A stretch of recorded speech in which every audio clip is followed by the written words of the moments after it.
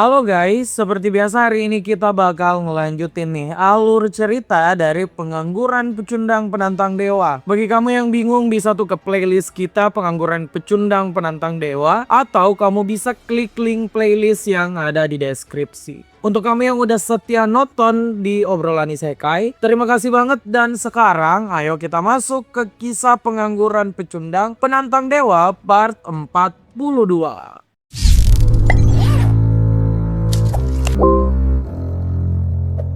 Di video sebelumnya, Han Sungyeon tuh masih menantang lantai 21 setelah mendapatkan petunjuk dari Priestess Mimir tentang lokasi dari Sakcis, apostle dari God of Despair, Falling, and Lunacy, yang juga merupakan adik dari si Priestess Mimir sendiri. Saat Han Sungyeon melawan Sakcis, hal nggak terduga terjadi tuh. Sakcis ternyata terlalu kuat bagi Han Sungyeon karena pria ini emang bisa membangkitkan 3 native spirit. Han Sungyeon sampai kewalahan tuh. Bahkan sampai sebuah notifikasi muncul serangan telak dari native spirit yang dibangkitkan Sakcis membuat Han Sungyeon meninggal. Tapi Han Sungyeon tuh tentu saja nggak berakhir begitu saja. Setelah beberapa flashback dan ingatannya tentang tujuan dia akan menghancurkan menara, Han Sungyeon tuh kembali dari kematian. Bukan cuma lolos dari kematian sih, dia bahkan lolos kualifikasi menjadi dewa baru, yaitu Dewa Kematian. Sakcis yang sangat senang dengan kematian Han Sungyeon kemudian melancarkan serangannya. Saat serangan tersebut bakal mengenai Dam Chumo, sebuah badai kemudian muncul. Native spirit naga dan gorila yang tersisa kemudian memperlihatkan ekspresi ketakutan. Bukan cuma itu, God of Despair, Falling, and Lunacy juga mulai panik. Saat Dam Chumo memalingkan wajahnya, nah sumber badai tadi ternyata adalah Han Sungyeon yang telah bangkit dari kematian. Han Sungyeon yang telah kembali dari kematian mendapatkan berbagai macam hal. Salah satu yang paling mencengangkan dan memang yang paling dia tunggu yaitu unique trait necromancy miliknya. Unique trait ini itu akhirnya naik rank menjadi rank S. Hal ini karena trait unik tersebut emang membutuhkan Han Sungyeon buat jadi dewa kematian untuk naik rank dari A menjadi S. Han Sungyeon kemudian menggunakan deification dan bilang saatnya buat berpesta. Mas ini setelah dapat plot armor setebal tembok Cina, udah mulai sombong lagi nih. Han Sungyeon yang baru saja bangkit itu langsung saja menerjang Sakcis, apostle dari God of Despair, Falling, and Lunacy ini tentu panik banget. Dia nggak menyangka tuh Han Sungyeon bisa bangkit karena harusnya pikiran Han Sungyeon tuh udah dihancurkan. Sakcis berteriak penasaran apa yang dilakukan Han Sungyeon hingga bisa mencapai ranah dewa. Han Sungyeon tuh nggak peduli dengan paniknya Sakcis. Dia terus maju ke depan untuk melakukan serangan. Native spirit Sakcis itu tentu saja coba menghalangi Han Sungyeon untuk terus maju mendekati tuan mereka. Han Sungyeon yang udah jadi dewa emang bukan tandingan dari para native spirit. Han Sungyeon tuh menghindari semua serangan yang dilancarkan padanya sampai berkata kalau para native spirit ini itu terlihat semakin lamban. Ya, Han Sungyeon emang sempat terkena sebuah serangan yang kemudian menimbulkan ledakan. Bahkan karena ledakan ini Sakcis tuh sampai kegirangan banget. Tapi Sakcis tuh nggak tahu di balik kabut ledakan tersebut Han Sungyeon menyiapkan kekuatan yang baru saja dia dapatkan. Han Sungyeon kemudian mengeluarkan sebuah aura aneh yang bukan cuma terpancar tapi juga memiliki kepadatan yang tidak biasa. Aura aneh dari Han Sungyeon ini ternyata adalah pengendalian dari Divinity Death miliknya. Saat Han Sungyeon memerintahkan aura tersebut untuk menelan para native spirit, aura ini berubah menjadi tali pengekang. Ya, para native spirit yang dari tadi menyulitkan Han Sungyeon sekarang mengerang kesakitan. Tali pengekang dari aura Han Sungyeon menelan para native spirit tersebut. Sakcis menjadi panik tuh. Notifikasi kemudian muncul. Native spirit yang dipanggil Sakcis telah dimatikan secara paksa. Sakcis yang panik karena tidak tahu kalau Han Sungyeon malah bangkit dengan kekuatan yang tidak pernah dia bayangkan, coba buat kabur. Sakcis itu mau menonaktifkan domain miliknya supaya dia bisa kabur. Namun saat mencoba hal tersebut, domain Sakcis tidak lagi di sana. Han Sung-yeon ngehancurin domain Sakcis dalam sekejap. Sakcis yang dari tadi emang udah panik makin gelisah. Dia tahu tuh kalau Han Sung-yeon yang ada di hadapannya sekarang bukan orang yang bisa dia kalahkan. Bahkan Sakcis tuh yang lebih dekat pada kematian sekarang. Sakcis yang udah begitu panik kemudian berteriak mempersembahkan dirinya pada God of Despair, Falling, and Lunacy. Ledakan kemudian terjadi di antara Sakcis dan juga Han Sung-yeon. Saat ledakan mereda, Sakcis tuh telah dirasuki oleh God of Despair, Falling, and Lunacy. Dewa ini marah karena Han Sung-yeon mengancam nyawa apostolnya. Jadi dia tuh langsung menggunakan divine skill bernama Hell. Sebuah gerbang neraka kemudian muncul di medan pertempuran. Gerbang ini tuh ngehisap semua yang ditargetkan si dewa gila dan membawa targetnya ke alam kematian. Jari-jari raksasa kemudian keluar dari gerbang tersebut mengincar Han Sung-yeon. Apa Han Sung-yeon panik? Ya jelas enggak. Han Sung-yeon mengulurkan tangannya kemudian memerintahkan gerbang neraka di hadapannya untuk tertutup. Dalam sekejap, gerbang neraka yang susah payah dibuat oleh God of Despair, Falling, and Lunacy langsung tertutup. Hal ini bisa terjadi tuh karena gabungan Divinity Death dan Command milik Han Sung-yeon. Gabungan ini bisa ngebuat Han Sung-yeon memberikan perintah mutlak pada apapun yang berhubungan dengan kematian. Ya termasuk gerbang neraka yang menjadi salah satu tempat bagi mereka yang telah mati.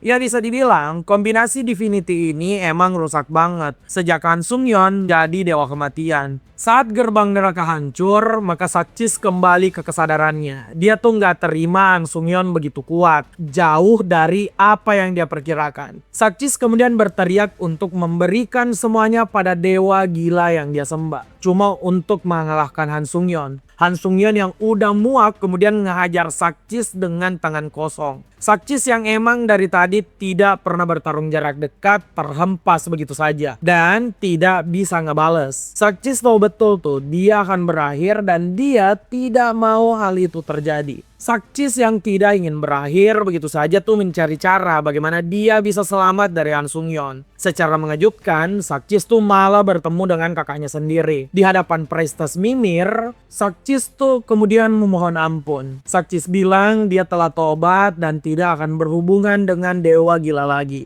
Jadi kakaknya harus menolong Sakcis dari Han Sung-yeon. Mendengar permintaan adiknya, Mimir tuh malah terdiam. Saat Mimir membuka suara, dia malah menceritakan apa yang sebenarnya terjadi. Saat pertemuan semua orang di desa yang menyalahkan Sakcis karena gagal ngebangkitin native spirit, Mimir tuh memang ingin Sakcis bertanggung jawab. Tapi Sakcis tidak mendengar bagian kalau Mimir tidak ingin Sakcis menanggung semuanya seorang diri. Priestess Mimir ternyata juga menuntut semua orang di klan Harmian yang menaruh beban cuma di punggung Sakcis. Jadi Sakcis itu nggak boleh disalahkan seorang diri. Cerita inilah yang enggak didengar Sakcis dan malah ngebuat dia membuat keputusan salah untuk jadi apostel dari God of Despair, Falling, and Lunacy. Sakcis yang ngedengar hal ini itu sempat terdiam, tapi Mimir langsung melakukan hal tidak terduga duluan. Mimir merasa keduanya memang telah salah dari awal, tapi untuk kembali seperti semula, di mana mereka adalah kakak beradik yang bahagia, sepertinya hal itu udah mustahil terjadi. Mimir kemudian mengakhiri adiknya sendiri yang dari dulu dia sayangi banget.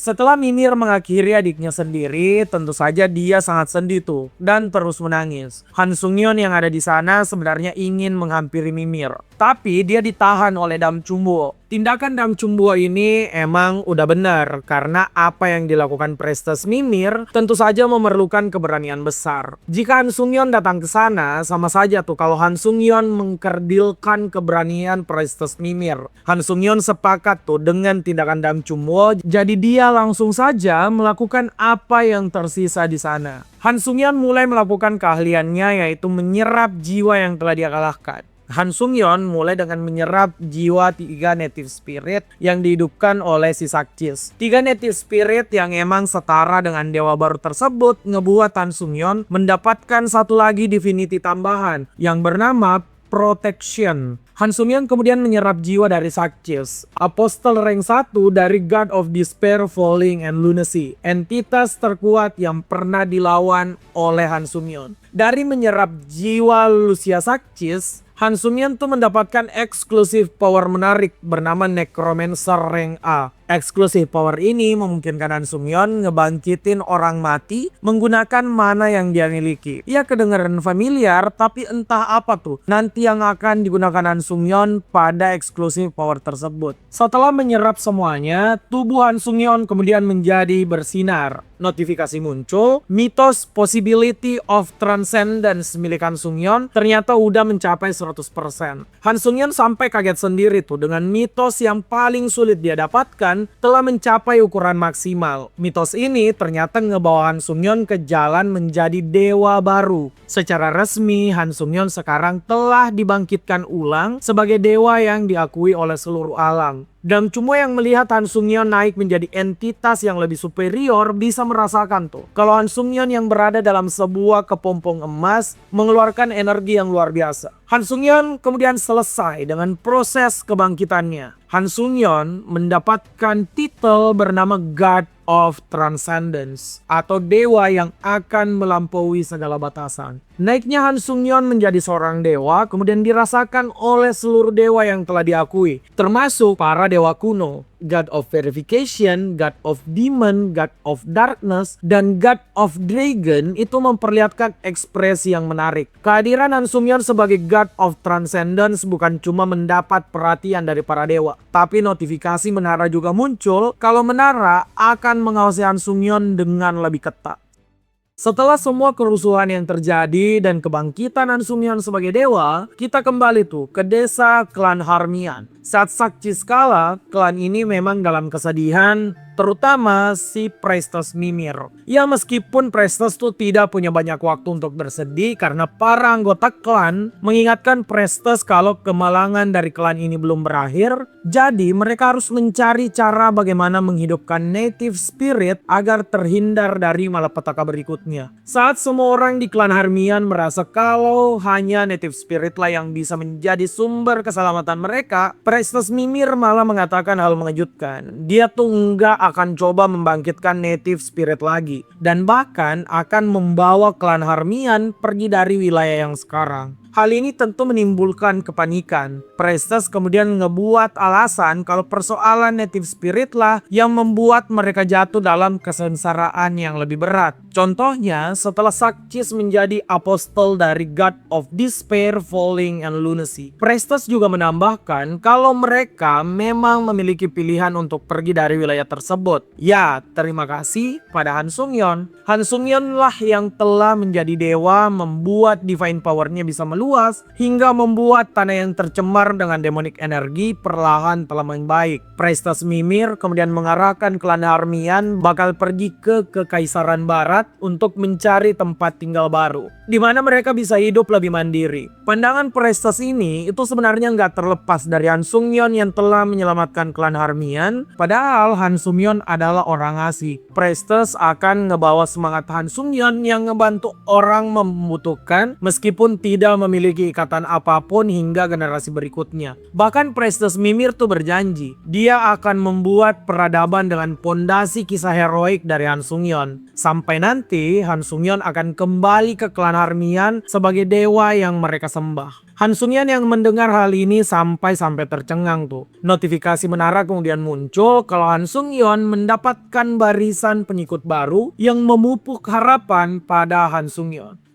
Dari Han Sung-yeon, kita kemudian melihat dunia yang jauh dari lantai 21. Kita diperlihatkan sebuah fenomena dan karakter misterius. Pria dengan rambut merah dan juga sebuah lingkaran cahaya di belakangnya. Lingkaran cahaya tersebut menandakan kalau pria rambut merah ini adalah seorang dewa. Pria ini terus ngehajar orang-orang yang ada di hadapannya. Pria tersebut itu marah banget karena enggak ada satupun orang yang menantangnya bisa memperlihatkan kekuatan yang layak untuk dijadikan bawahan. Dewa dengan rambut merah ini bukan cuma marah karena tidak mendapatkan pelayan yang layak. Dia juga gusar karena beberapa kekuatannya telah dihilangkan oleh menara. Kekuatannya itu hilang karena satu penantang menara. Ya, siapa lagi kalau bukan Han Sung-yeon. Makanya dewa ini bersumpah tuh akan mengakhiri Han Sung-yeon jika dia mendapat kesempatan. Dewa ini menunggu kesempatan di mana dia bisa bertempur dengan kekuatan penuh melawan Han Sung-yeon tanpa harus dibatasi menara. Salah satu caranya adalah saat Han Sung-yeon menjadi dewa, jadi menara tidak akan membatasi pertarungan antar dewa. Nah, baru saja bergumam tentang pertarungan antar dewa untuk melawan Han Sung-yeon, pria ini kemudian dikejutkan oleh notifikasi dari menara. Berita Han Sung-yeon telah menjadi God of Transcendence telah diumumkan ke semua orang. Dewa rambut merah ini kemudian memperlihatkan sebuah senyuman puas di wajahnya.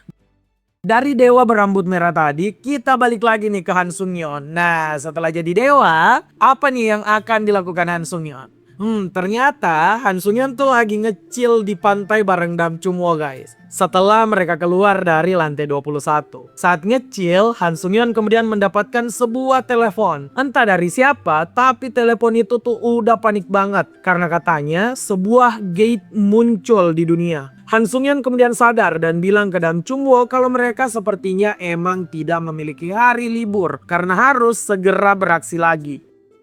Apa yang akan dilakukan Han Sung-yeon dengan gate yang baru muncul tadi? Apakah Han Sung-yeon bakal pamer kekuatan dewanya guys? Kita nantikan saja di video berikutnya. Terima kasih yang udah nonton sampai akhir. Dan jangan lupa komen, like, share, dan subscribe obrolan isekai.